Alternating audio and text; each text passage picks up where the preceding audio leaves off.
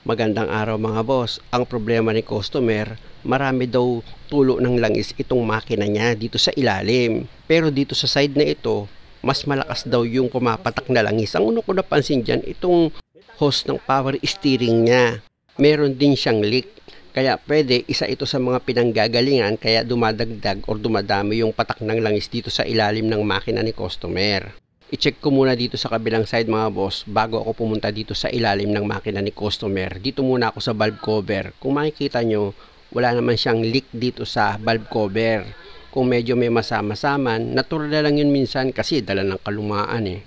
Ang mahalaga, walang pumapatak na langis. Sa half moon niya, okay din yun. Wala naman patak na langis sa half moon nitong valve cover. Dito na ako ngayon sa ilalim mga boss. Kung makikita nyo dito sa ilalim, sariwang-sariwa yung patak ng langis niya. Ayan mga boss, oh, kita nyo? Ultimo dito sa stabilizer bar niya, basa ng langis. Pero may napansin ako kung malakas ng patak na langis dito mga boss sa may parte ng alternator. Na ayon kay customer, may time daw umaandar siya, sumisirit daw yung langis dito sa parte na ito sa may tabi ng alternator. Pero dito muna ako mga boss sa oil pan. Kung mapapansin nyo, possible sa gasket meron siyang tagas. Pero dito naman sa may crankshaft mga boss, sa oil seal niya, possible din dahil nakapaikot talaga yung kalat ng langis niya eh. Kaya sabi ko kay customer, bago ko ito gawin, ipa-engine wash niya muna itong ilalim ng makina niya. Yan ang importante para sigurado ako sa parts na papalitan ko.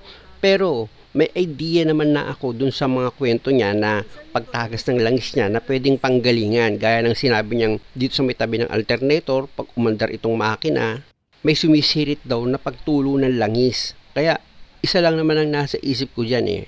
Ang pwede lang panggalingan nun yung alternator vacuum hose. Yun ang possible at isa rin dyan yung oil sending unit na sinabi ni customer na hindi daw yun napalitan. Pero hindi sumisirit ng ganun kalakas sa oil sending unit. Patak-patak lang yun. Ang talagang sumisirit dyan yung sa alternator oil vacuum hose. At dahil sa nakitaan ko ng patak ng langis dito sa ilalim ng alternator, tatanggalin ko itong oil filter para yung alternator hose nito papalitan ko. Isasama ko na rin sa papalitan dyan yung oil sending unit nito na hindi daw napalitan nung gumawa dahil nga sa wala daw siyang tools. Sa pagtanggal naman ng oil filter nito mga boss, gagamit ka lang naman dyan ng oil filter wrench. Kung makikita nyo, diba? Pinihit ko lang yung pakaliwa. Tapos pag maluwag na itong oil filter, pwede mo nang kamayin yan para tuluyan mo nang matanggal itong oil filter. At dahil sa mainit pa itong sasakyan, sinimulan ko nang gawin. Kaya kung mapapansin nyo, gumamit ako ng basahan para maiangat ko na itong oil filter. Ito nga mga boss, kinapa ko na rin itong oil sending unit niya dahil nga sa hindi nakasaksak yung pinaka-wire niya. Kaya kita nyo, may tagas siya ng langis. Pero dito muna ako sa vacuum hose ng alternator, papunta dito sa base ng oil filter. Kung makikita nyo, gumamit ako dyan ng box wrench na number 17. Luluwagan ko itong banjo bolt dito sa vacuum hose ng alternator na nakalagay dito sa base ng oil filter. And mga boss, after kong maluwagan yan, kinamay ko na itong banjo bolt para matanggal ko na yan dito sa vacuum hose niya. Yun lang, sa sobrang init, nabitawan ko yung banjo bolt. Iangat ko itong vacuum hose mga boss sa alternator. Ayan siya mga boss, oh. Yung maiksi lang yan eh. Mga isang dangkal lang ang haba niyan eh. Iilalim ako mga boss para makita ko yung nalaglag na banjo bolt. Mahirap na mamaya magic mawala yung banjo bolt. Ayun pala, nandito lang. Ayan siya mga boss, oh, yung banjo bolt. May washer yan mga boss ha. Ayun, oh, makikita nyo nakatungtong sa galon. After nyan mga boss, gagamit ngayon ako ng box wrench na number 17. Ayan. Luluwagan ko yung banjo bolt dito sa alternator para itong vacuum pump hose ng alternator tuluyan ko na yung matanggal. Medyo masikip lang talaga yung position dito mga boss, pero kayang-kaya nyo yan kung kayo ang gagawa ng sasakyan nyo para magpalit ng vacuum pump hose ng alternator. Basta't sasamahan nyo lang lagi ng tiyaga, matatanggal nyo yan. Ayan na mga boss, kung makikita nyo, natanggal ko na itong hose dito sa alternator nya. After ko matanggal yan mga boss, kinapa ko naman itong oil sending unit. Kung makikita nyo, may tagas din eh. Na ayon nga kay customer, talaga namang pinapapalitan niya na yung oil sending unit niya. Kaya lang wala lang daw tools. Number 27 kasi yung deep socket na gagamitin nyo dyan. Pag hindi deep socket ang gagamitin nyo mga boss, hindi nyo yan maluluwagan. Kaya importante na deep socket na number 27 ang gagamitin nyo para matanggal nyo itong oil sending unit. Ayan mga boss, kung makikita nyo, tinatanggal ko na itong oil sending unit. At ito na mga boss, natanggal ko na itong oil sending unit ni customer. Papalitan ko na ngayon yan ng bago dahil nakabili naman na si customer ng pyesa niya para dito. Ipakita ko muna sa inyo itong oil pump hose niya dito sa alternator mga boss. Grabe na tigas niya na yan, oh. Basang-basa talaga siya ng langis eh, oh. Alam nyo mga boss, hindi man ako sigurado sa assessment ko sa sira ng sasakyan ni customer. Pero base sa kwento niya, yung pagsirit ng langis, dyan ang gagaling yon sa oil pump hose ng alternator. At isa pa sa napansin ko mga boss, meron daw siyang kalampag na naririnig. Ayan wala yung nakalagay na clamp bushing niya. Kakalampag nga talaga yan pag ganyan. Naayon nga sa sumbong ni customer, kagagawa lang daw itong sasakyan niya. Hala, grabe, lahat daw ng pang-ilalim nito pinalitan dahil sa merong lagutok, pero lahat pinalitan yung pang-ilalim niya. Matindi. Kaya pala itong mga tagas ng langis sa akin niya na ipinagawa dahil natatakot na siya, baka daw ang palitan na dito yung buong makina na. Pero tanggalin ko muna itong clamp niya dito sa bushing mga boss, dahil nga sa nagpunta na daw siya ng Banawe, kung saan sa auto supply nagpunta, wala daw siyang mabili. So ang gagawin ko dyan, magpapa-machine shop na lang ako, magpapafabricate ako. Ibig kong sabihin, sa pagtanggal nitong clamp mga boss, meron lang naman yan bolt and nut na number 12. Ayan mga boss, tanggal ko na.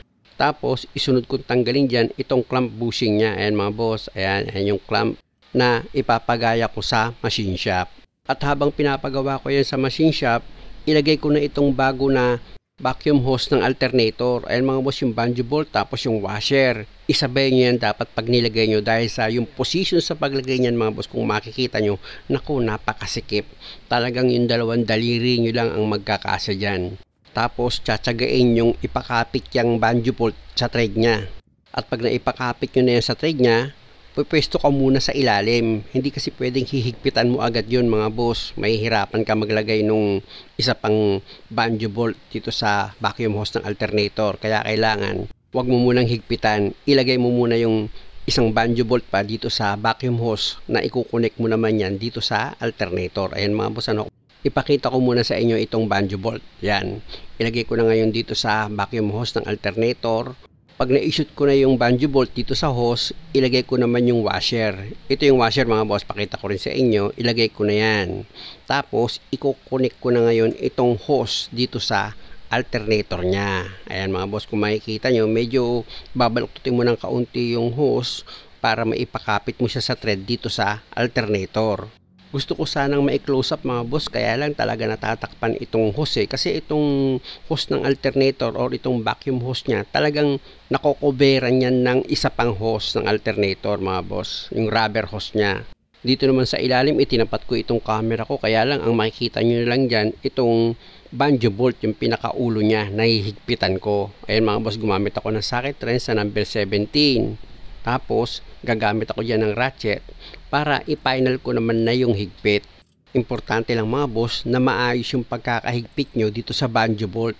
At pag okay na yung pagkakahigpit nyo dito sa banjo bolt, susunod ko namang ilalagay dyan itong oil sending unit. Siya nga pala mga boss, pasensya na kayo kung hindi ko na ipakita na habang umaandar itong makina ni customer ay tumutulo yung langis, dahil nga sa kinabahan na rin ako. Unang-una, iba na rin yung tunog ng makina. Kaya bumasi na lang ako sa kwento ni customer para matrace ko lang yung problema ng sasakyan niya at magawa ko. At ito nga ang findings ko, yung oil vacuum pump hose at oil sending unit. Muli mga boss, dahil sa mahaba itong video, pasensya na kayo, abangan nyo sa part 2 at kung maaari naman sana, huwag nyo kalimutang mag-subscribe sa channel ko. Maraming salamat!